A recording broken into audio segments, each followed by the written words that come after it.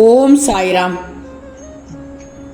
என் அன்பு குழந்தையை, நீண்ட நேரமாக மங்கள செய்தி ஒன்று தர உன் வீட்டில் இருக்கும் குலதெய்வத்தோடு கால் கடுக்க நிற்கிறேன் தங்கமே. அழைப்பாயா என் செல்வமே? எத்தனை நாள் மங்கள நிகழ்வு நடக்காமல் உனக்கு ஒரு நிகழ்ச்சி தட்டிக்கொண்டே சென்று கொண்டிருந்தது. தட்டி சென்றதெல்லாம் எட்டி உன்னிடம் வந்து விட்டது. நீ மனதில் என்ன நினைத்தாயோ அந்த இடத்திலிருந்து உனக்கு நல்ல செய்தி வர காத்து கொண்டிருக்கிறது. என் செல்வமே, உன் வாழ்வு சூரியனாக ஒளிரப் போகிறது. உன் சுமைகளுக்கு இன்றோடு முடிவாக இருக்கப் போகிறது. இனி வரும் தருவாயில் உன் வாழ்வு சூரியனாக ஒளிரப் போகிறது. துன்பங்களை கண்டு துவண்டு விடாதே. வரப்போகும் இன்பங்களை கொண்டு பெருமிதமும் கொள்ளாதே. எதை நோக்கி பயணித்துக் கொண்டிருக்கிறாயோ அதுவாகவே நீ மாறிவிடு. ஏன்னா இனி வரும் ஒவ்வொரு நாளும் வெற்றிக்கானதே.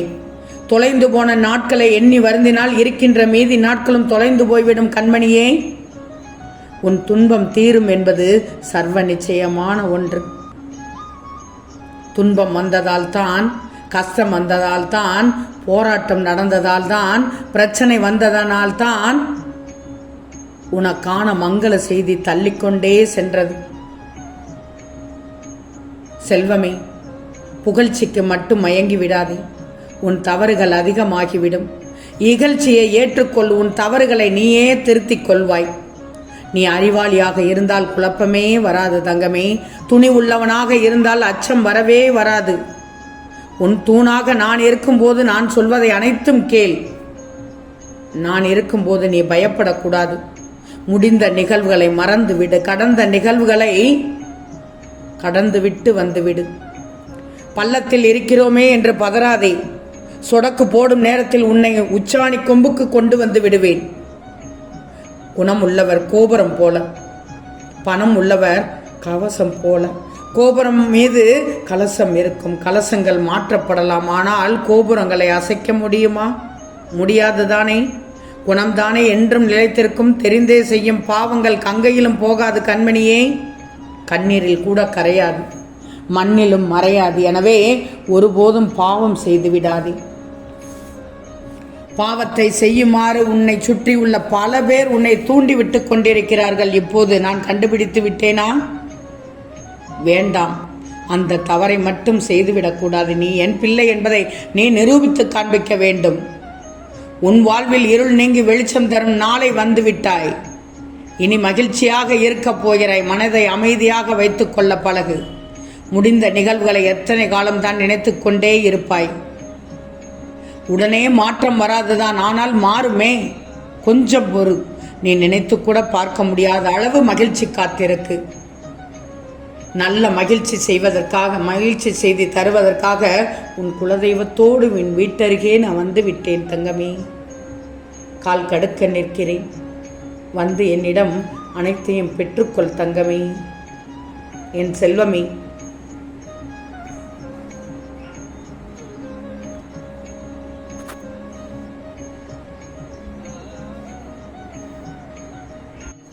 பலித்தாலும் வாழ்ந்து விடு தங்கமே. அந்த வாழ்க்கையும் மண்டியிடும் ஓர் நாள் உன்னுடைய தன்னம்பிக்கைக்காக. என் செல்வமே, எவ்வளவு கோபம் வந்தாலும் வார்த்தைகளை மட்டும் விட்டு விடாதே. அடிகளை விட அது தரும் வழிகள் தான் அதிகம். பிறகு எத்தனை முறை மன்னிப்பு கேட்டாலும் அந்த காயம் ஆறாது தங்கமே. உன்னை அவமானத்தால் எந்த அளவுக்கு உருக்குகிறார்களோ கவலைப்படாதே. அந்த அளவிற்கு நீ பிரகாசமாக மாறி நிலைத்து நிற்பாய், வைரத்தைப் போல. எனவே உன் சாயப்பா சொல்வதை கேள். கவலை கொள்ளாதே. இந்த காலத்தில் சொந்த பந்தங்கள் மீது அதீத பாசம் வைக்காதே. தேவைக்கு பயன்படுத்தி குப்பையில் தூக்கி எரியும் கேவல பிறவிகள் வாழும் உலகத்தில் நீ வாழ்ந்து கொண்டிருக்கிறாய். தனித்து வாழ்ந்து பெருமையோடு மறைந்து விடணும், அதுதான் சிறந்தது தங்கமே. ஒன்று மட்டும் நல்லா தெரிஞ்சுக்கோ. உன் அப்பா சொல்வதை கேள். நீ யோசிக்கும் போது நிதானமாக யோசி. அதை செயல்படுத்தும் போது உறுதியோடு செயல்படுத்து. விட்டு கொடுக்கும் போது மனநிறைவோடு விட்டு கொடு. நான் சொல்வதை கேட்பாய்தானே. உடைந்து போக உனக்கு 1000 காரணங்கள் உண்டு. உயர்ந்து வர ஒரே ஒரு வழிதான். அது உன் தன்னம்பிக்கை மட்டும்தான் தங்கமே. நீ முடியும் என்றால் நிச்சயமாக ஒரு நாள் விடியும். இது உண்மையான உண்மை, நிதர்சனமான உண்மை, 100க்கு 100 உண்மை தங்கமே. இன்று நீ காட்டும் பிரியமும் பாசமும் அக்கறையும் அன்பான கண்டிப்பும் கசப்பாகவும் தொல்லையாகவும் நினைப்பவர்களுக்கு காலம் கடந்து பின்னால் தான் புரியும் இது கசப்பு அல்ல, தன்னை காத்த கவசம் என்று. புரியும் வரை பிரியமுள்ள எதிரியாகவே இருந்துவிட்டால் தப்பே இல்லை தங்கமே, கவலைப்படாதே. நீ கேட்ட மங்கள நிகழ்வு இப்போது கிடைத்துவிடும். கிடைத்ததை நான் நிலைக்கச் செய்வேன் என் செல்வமே. சாவி துருப்பிடித்து உதிர்ந்து போகும் முன் பூட்டை திறந்து விடு, இல்லையேல் உள்ளே இருப்பது தெரியாமலேயே வாழ்வு முடிந்துவிடும். அதிகம் நல்லவனாக இருக்க மட்டும் நினைக்காதே, உன்னை நடிகன் என்று சொல்லி விடுவார்கள். அதிக அன்போடு நடந்து கொள்ளாதே, அடிமையாக்கி விடுவார்கள். கண்மணியே, அதீதமான பொறுமையுடன் நடக்காதே, பைத்தியமாகும் வரை விடமாட்டார்கள். வெளிப்படையாக இருந்து விடாதே, பலர் உன்னை வெறுக்க நேரிடும். எல்லோரையும் நம்பி விடாதே, ஏமாற்றப்பட்ட பலர் காத்திருக்கிறார்கள். ஏமாற்றப்பட பல பேர் காத்திருக்கிறார்கள். லட்சியம்தான் முக்கியம். இலக்கு இல்லாமல் எதிலும் பயணிக்காதே. உன் பயணம் வெறும் பாத யாத்திரை மட்டுமாக இருந்துவிட வேண்டாம். ஆம் தங்கமே, உன் லட்சிய கனியை தொட்டு விடு. செல்வமே, நீ தள்ளி போகும் சூழ்நிலைக்கு தள்ளப்படுகிறாயா? யாருக்கு கஷ்டங்கள் இல்லை, யாருக்குத்தான் துன்பங்கள் இல்லை. கர்ம பலன்களின் ஆதிக்க சூழ்நிலையில் நீ விரும்பிய எண்ணங்கள் அனைத்தும் தள்ளி போகும் சூழ்நிலைக்கு தள்ளப்பட்டு விடுகிறது. எனக்கு ஆராதனை செய்யக்கூட பணமில்லையே என்று கலங்காதே.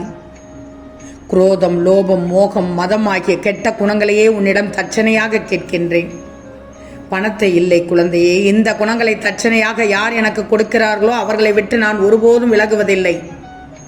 உனக்கு என்ன பிரச்சனை இருந்தாலும் என்னை நினைத்து பிரார்த்தனை செய், நான் பார்த்துக் கொள்கிறேன். ஏமாற்றப்படும் அளவு மீண்டும் ஏமாறாமல் இருக்கலாமே.